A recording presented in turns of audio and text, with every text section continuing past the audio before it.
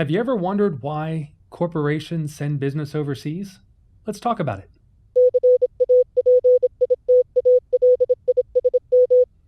Hello everybody, Joe Warbeck coming at you, and today we're going to talk about why companies send their business, their factories overseas and not just have them make stuff in the good old United States of America.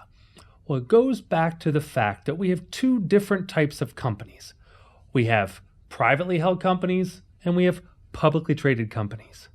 And as soon as you become a publicly traded company, you have one goal, one mission, one single reason to exist, and that is to create profit.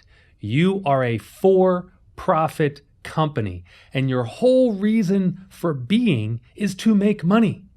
And it's not to make a little bit of money, it's to make as much money as you possibly can in any way without breaking the law that you possibly can.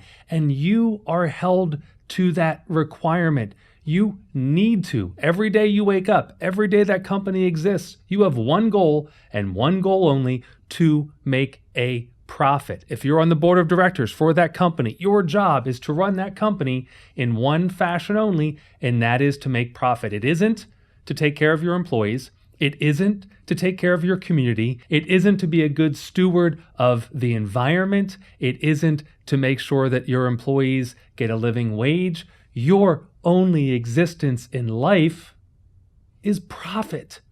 So you need to understand that the only reason these companies exist is to make money. If you don't like that, do not become a public company. Stay private. Because as a privately held company, you can do whatever you want. If you don't want to try to make as much money as possible, if you want to take care of your employees, if you want to worry about your community, you are allowed to do that. But the second you become a publicly traded company, you answer to the shareholders. Take Ben Cohen and Jerry Greenfield, for example, the founders of Ben & Jerry's ice cream. You enjoy their ice cream. It's in every grocery store in America. Ben & Jerry's had this great idea. Let's make delicious ice cream. Let's use local ingredients. Let's use good stuff in our ice cream so we can sell a quality product. We can take care of our employees. We can take care of our communities, and we can make our customers happy. They became really successful. And with that success became a decision. Do we stay private or do we go public? They decided to go public. And guess what happened? They went public and their shareholders demanded more. More what? More money. And the only way to get more money was to lower the pay to their employees, to put in not as fresh ingredients, to move production facilities to wherever it was cheapest. And they didn't want to do this, and they were told, either you do this or you will be sued. Who will sue you? Your shareholders. Your shareholders have the right to sue you if you are not running the company in the fashion in which it creates the most profit.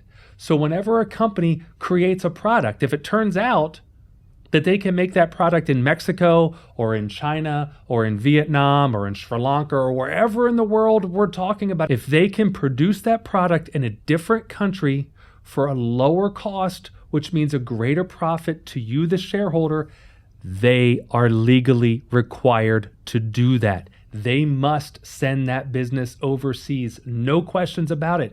They can't come back and say, well, we really like America and we really, no, sorry. They have to create profits. And what's really interesting about this is that the people who work for those companies want the jobs here, but they also want the share price to go up. And in order to get the share price to go up, the expenses have to go down. And in order for the expenses to go down, you have to find a cheaper way to produce the goods. And typically that isn't doing it right here in the good old US of A. So think about this the next time you're complaining about the stock price of your company. Because if the company price is falling, maybe the only solution is to send those production facilities overseas. So please understand this. Get upset about it if you want. Get angry about it if you want, but make sure you get the picture. And the picture is this: a for-profit company's only reason to exist is to make profit. Period. They actually tried creating a for-benefit company. And the idea was, let's create a company that their existence isn't just about money. It's about taking care of the employees. It's about taking care of the community. And guess what? It failed. Why? because it didn't make as much money as possible and people didn't want to invest. They had 2 companies they could invest in. Do you want to invest in the feel-good company, or do you want to invest in the company that makes the most money? And where do you think most people put their dollars? In the for-profit, because that's where they made the most money. So this may be shocking to some of you, but I want you to understand this. This may help you to get a better feeling, a better understanding of why companies do what they do, because they're forced to do it. Think about it next time if you're about to invest in a company, that your direct investment in that company could cause them to move their production facilities overseas to become more profitable. As always, if you like this video, make sure you hit like. If you want to see more videos like this, make sure you hit subscribe. And if you want to be notified of my new videos, because every week we come out with 2, make sure you hit the notification button, turn that bell on, and you will be notified every time I come out with a new video. Thank you very much, and I'll see you next week.